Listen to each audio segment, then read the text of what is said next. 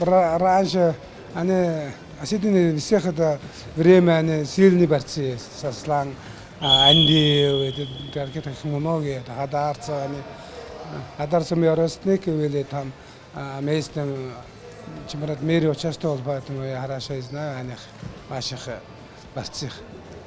Очень сильные борцы. В прошлом году Махарбек Хадарцев в Монголии открывал памятник Сепли. Вот Да. что мы слышали об этом, и ваш приезд как-то связан? Да, конечно, я слышал это, посмотрел на телевизоре, это, она встретился, там, договоры наши президенты, наш президент, он тоже борец. Здесь осетные, здесь сильные борцы, поэтому изучать надо о них, да.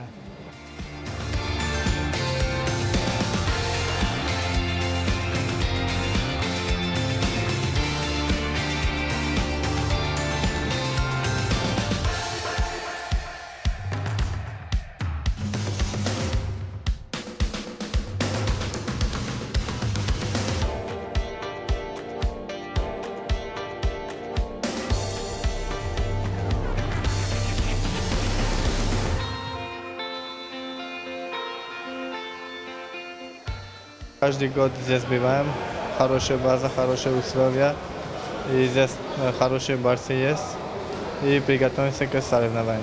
Все знаем, что у вас эти хорошие борцы, хорошие тренера, и помогают нас. Вместе тренируемся, набираемся опытом, и уже станем хорошо бороться. Всех чемпионов уважаем, любим, олимпийских чемпионов, чемпионов мира, всех уважаем и стремимся стать как они.